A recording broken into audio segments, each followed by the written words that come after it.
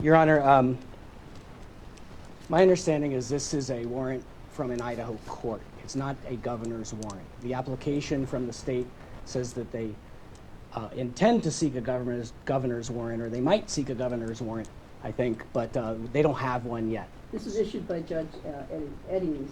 Right. So as such, Hawaii law governs bail, not Idaho law, and that's HRS 832-14 and 832-15.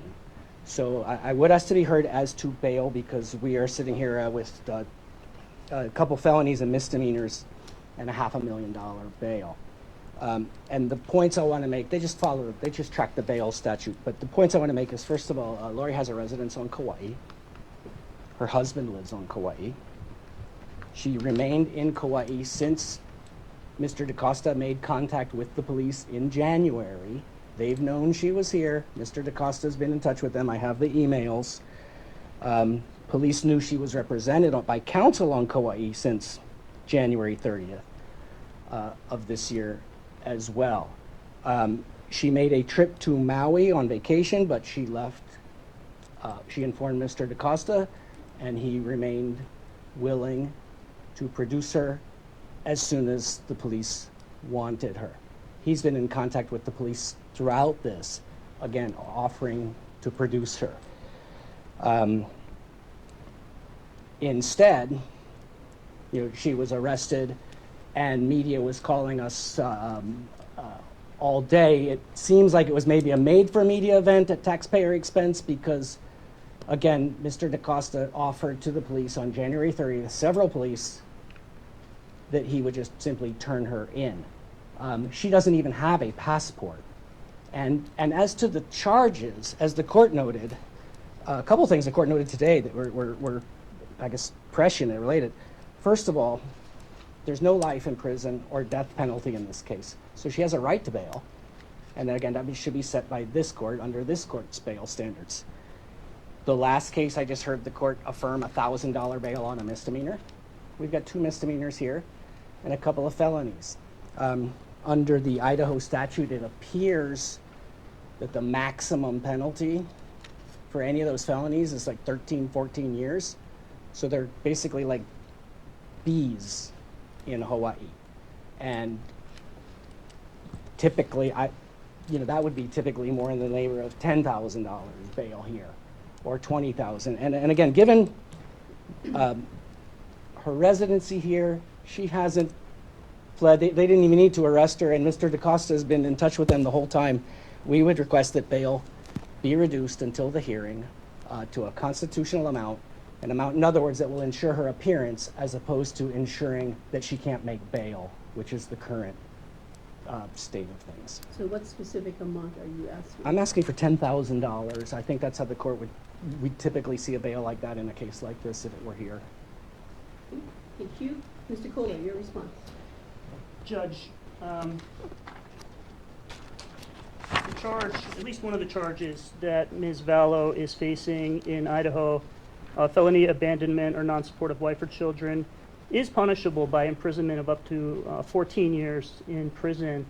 And that makes it at least the equivalent of a Class B in Hawaii, which does qualify as a serious crime under HRS 804-3A. We are asking that Ms. Vallow be remanded without bail. She checks every single box under 804-3 in that any person charged with criminal offense shall be bailable by sufficient sureties, provided that bail may be denied where the charge is for a serious crime, which this is, and 1, there is a risk that the person will flee, which certainly is indicated in this case. She has already absconded from the jurisdiction where the underlying crime is alleged to have taken place. 2, there is a serious risk that the person will obstruct or attempt to obstruct justice. Indeed, one of the charges she's facing in Idaho is precisely that she has interfered with an investigation. 3, there is a serious risk that the person poses a danger to any person or the community. Certainly, the charges she's facing indicate that risk, and there is a serious risk that the person will engage in illegal activity. Your Honor, she has no ties to this island other than a rented condominium in Princeville. She has apparently resources to travel and leave, And, Your Honor, the state submits that if ever there was a case suitable, you know our office does not request this on a regular basis, that a person be denied bail, this is the case that's appropriate for that. As far as the identification hearing goes, for us to get the necessary documents from Idaho as well as Honolulu and arrange for the necessary witnesses, we're asking for an ID hearing to be set in the second week of March, if that's what we're going to do. Your Honor has up to 30 days. But to get the necessary people here from off island, because everything does need to come from off island, that is going to take some time and coordination. So we're asking for a date after March 5th on that. Hey, Mr. Kohler, a couple of things. Let's begin with a statement made by Mr. Hempy a few minutes ago. Are you in agreement with his categorization that this is not a governor's warrant matter? No, the governor's warrant has not been obtained yet. The governor's warrant is obtained after the person has been brought in and demanded, exercised their right to demand the governor's warrant. The Madison County prosecutors, per my discussions with them, which have been ongoing, they are prepared to immediately seek their governor's warrant and have it domesticated in the state of Hawaii. Okay, very good. Now, Mr. Kohler, I guess the most important question I have is, why would it take 3 weeks to get the witnesses or other means of identification so that we can go forward with the hearing? Because we need to get fingerprints from Idaho sent here. They need to be compared in Honolulu with Hawaii fingerprints that are on file for Ms. Vallow. They need to be, the results of that analysis need to be checked by another analyst in Honolulu, and then we need to bring the witnesses over here.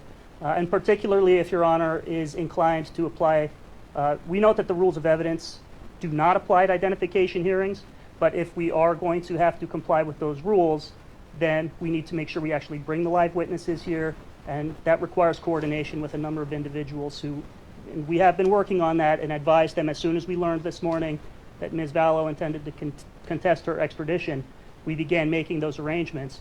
But we don't want to get in a situation where we commence next week and then we have to continue because somebody was unavailable, Judge. We want to be able to get it all done at once. And we think that's reasonable in light of the circumstances. Hey, Mr. Hempy, your response? Your Honor, I don't think I heard anything that takes 3 weeks. And we're concerned with her in custody, by the way, for another reason. Yesterday when she was arrested, and my office was calling cell block, Mr. DaCosta was calling cell block, and they told him she's not here. And basically she was MIA for hours.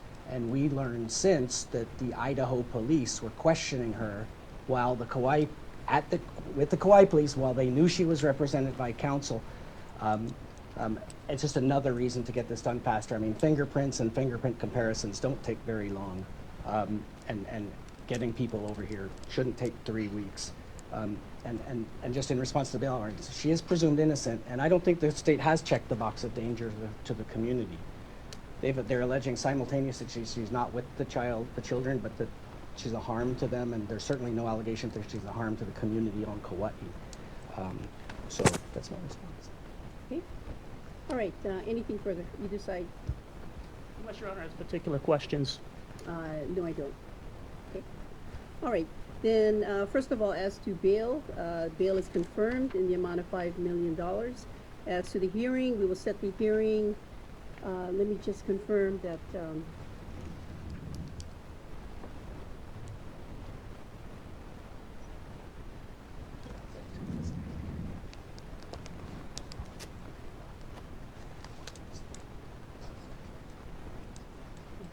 Okay, we're going to set it for Monday, March 2nd, 2020. It'll be on the 9 o'clock calendar, following our regular criminal calendar. May be heard briefly? Yes. I know that Mr. Hempy represented that Ms. Vallow does not have a passport, but could we make it a condition that if she does manage to post bail, that if she has one, and we will independently investigate that, if she does have one, that it be a condition of the bail that she turn that in. Okay, you want that surrendered to your office? To the Kauai Police Department. Okay. And any response to that? She doesn't have a passport. So. Okay. All right, then let me just make it clear on the record, Ms. Vallow, should you bail out, you are to surrender immediately upon bailing out any passports that you may have, and that goes over to the Kauai Police Department for safekeeping. Okay. All right, anything further? Thank you. No, Your Honor. Okay, thank you. Now, with that, court is adjourned. Thank you. Let's go. All rise. Just like you did yesterday. Thank you.